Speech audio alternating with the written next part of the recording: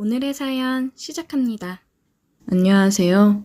저는 30대 중반 평범한 유부남입니다. 평소 사연을 재밌게 듣고 있다가 몇 년 전에 저에게도 특별한 사연이 있어서 이렇게 제보를 하게 되었습니다. 저와 제 아내는 평소 잘 알던 대학 선배의 소개로 만난 지 2년 만에 결혼에 꼴이 나게 되었어요. 아내와 제가 특히나 잘 맞았던 부분은 둘 다 여행을 좋아하고 활동적인 성격이라 액티비티를 즐겼어요. 아내와는 여름에는 수영과 서핑보드, 겨울에는 스키와 스노우보드를 주로 즐기며 등산이나 조깅 등의 데일리 운동도 늘 함께 했습니다. 그 덕분인지 아내는 탄탄하고 늘씬한 몸매를 가졌어요.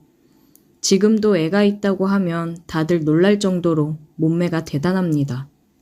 본인도 그 사실을 잘 알고 있어서 연애할 때는 곧잘 몸매가 부각되는 옷을 입곤 했는데 그때마다 여자며 남자며 다들 제 아내를 힐끔힐끔 대는 게 눈에 보일 정도였죠. 이런 여자가 내 아내라는 게 너무 자랑스럽기도 했고 행복했습니다. 물론 저도 운동이 취미라 근육이나 체력에는 자신 있었습니다. 육체적인 활동으로 스트레스를 푸는 편이라 저에게는 집에만 가만히 있는 게 고역이었어요. 아내와는 결혼 후에도 늘 함께 운동을 다니다가 직장 선배의 추천으로 산악회를 가입하게 되었어요. 매주 일요일마다 아내와 산악회 활동을 하는 게 일상이 되어버렸었죠. 문제는 아내가 임신을 하면서 시작되었습니다. 처음에는 제게도 드디어 아이가 생겨서 기뻤습니다. 아내가 몰래 혼자서 산부인과를 다녀와 찍은 초음파 사진을 보여주더라고요. 여보, 이제 당신도 아기 아빠 됐어. 울먹이면서 얘기를 하는 아내를 보는데 저도 너무 울컥하면서 눈물이 나더라고요. 와, 여보, 너무 고마워. 와, 우리가 부모라니. 뭐 먹고 싶은 거 없어? 말만 해. 내가 다 사줄게. 정말 저희는 세상을 다 가진 듯한 행복감을 느꼈습니다. 하지만 임신은 정말 쉬운 일이 아니더라고요. 아내는 입덧이 심해서 잘 먹지도 못하고 몸이 힘드니 계속 화를 내고 짜증이 많아졌었습니다. 감정 기복도 심해 웃다가 울다가를 오르락 내리락 하는데 저도 점점 힘들어지더군요. 압니다. 이럴 때일수록 아내 곁에서 아내를 돌봐야 한다는 것을. 그래서 저도 최선을 다했습니다. 근무 시간을 제외한 모든 시간을 아내 곁에 있으려고 노력했어요. 제가 정성을 다해 아내를 돌보자 아내도 고맙고 미안해 했습니다. 저는 당연히 제 일을 하고 있을 뿐이라며 아내를 달랬습니다. 하지만 저도 미칠 것 같더라고요.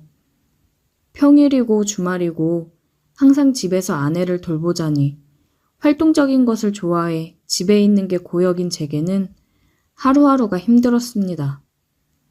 스트레스를 풀 곳이 없어서 두통이 심해졌어요. 그렇게 타이레놀 먹으며 하루하루를 연명하고 있었습니다. 그런데 어느 주말에 쉬고 있는데 아내가 대뜸 엄마가 해준 밥이 먹고 싶다고 하더라고요. 처갓댁이 그래도 가까운 곳에 있어 바로 아내를 데리고 처갓집으로 갔습니다. 그렇게 입덧이 심해 아무것도 못 먹던 아내가 정말 엄마가 해준 밥이 먹고 싶었는지 너무 잘 먹더라고요. 처가에서도 그런 아내가 안쓰러웠는지 애 낳을 때까지는 그냥 여기서 지내라며 너가 좋아하는 거 많이 해주겠다고 아내를 붙잡았습니다. 고민을 하다가 아내의 입덧이 끝날 때까지는 처가에서 지내기로 했습니다. 아내는 제 식사나 이런 걸 걱정했지만 저는 신경 쓰지 말고 푹 쉬라고 얘기했어요. 저야 회사에서 먹고 시켜 먹어도 되고 저희 집에 가끔 가서 먹어도 되니까요. 여보, 너무 고마워. 내가 입덧하느라 힘들어서 그동안 짜증도 많이 냈는데 다 이해하고 받아줘서 고마워. 입덧 괜찮아지면 내가 맛있는 것도 많이 해줄게. 조금만 고생해줘. 고맙긴 당연히 해야 되는 건데.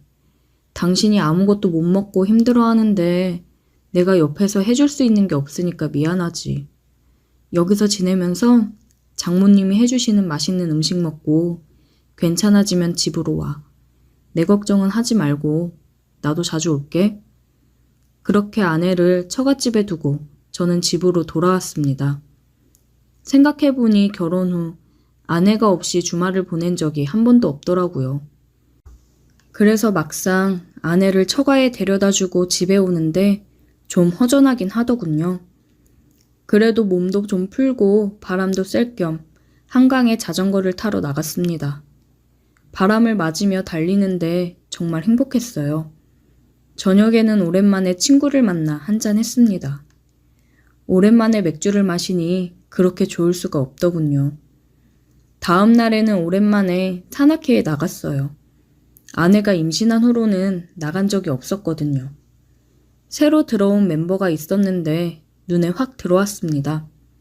그 여자분은 야외 활동을 한 번도 하지 않은 것처럼 정말 새하얀 피부에 여리여리한 체구를 가지고 있었어요.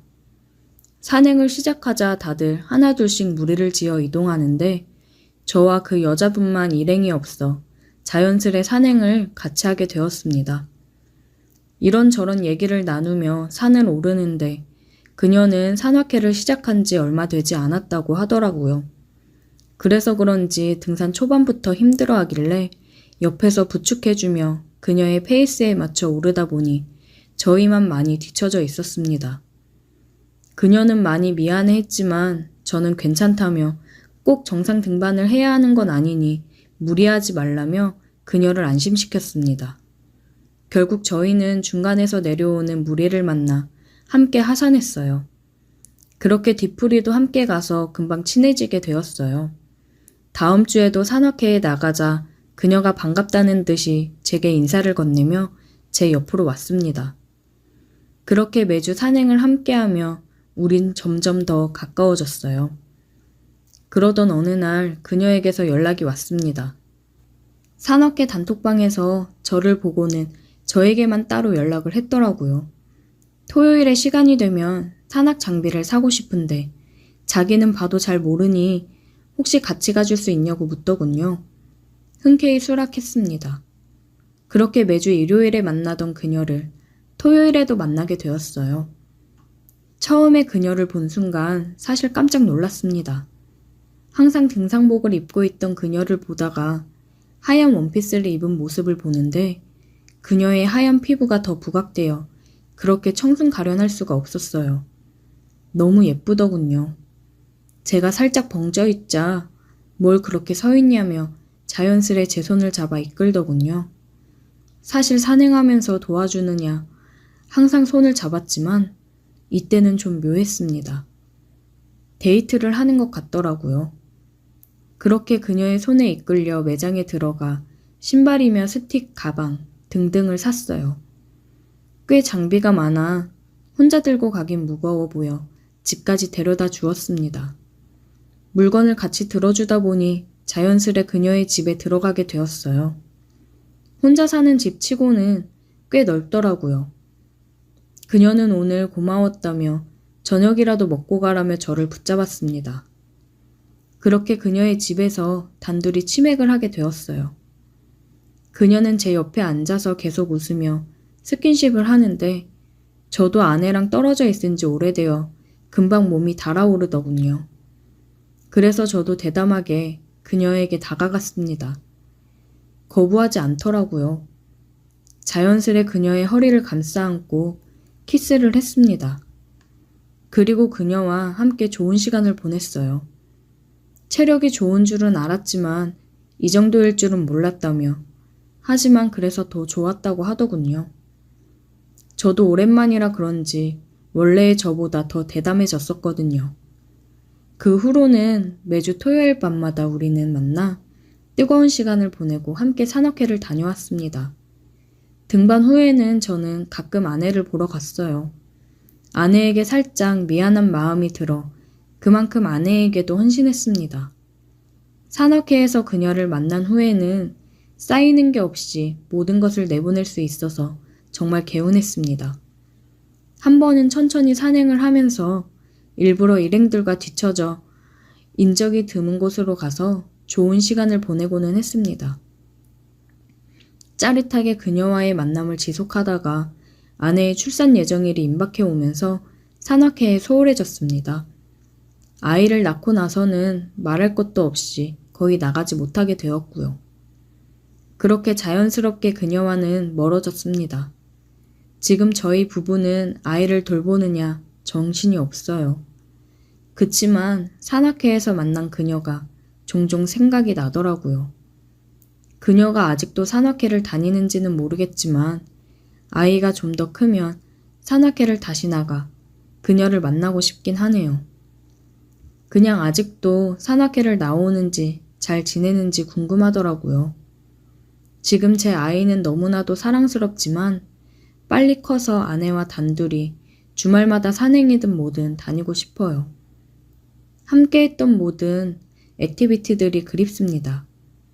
근데 사실 아이를 키우는 게 그 어떤 운동보다 체력 소모가 큰 것 같긴 합니다. 늘 피곤하네요.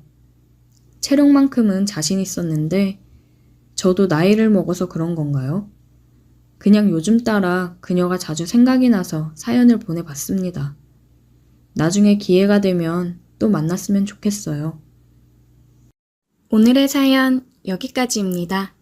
오늘도 들어주셔서 감사해요. 구독, 좋아요, 알림 설정 부탁드려요.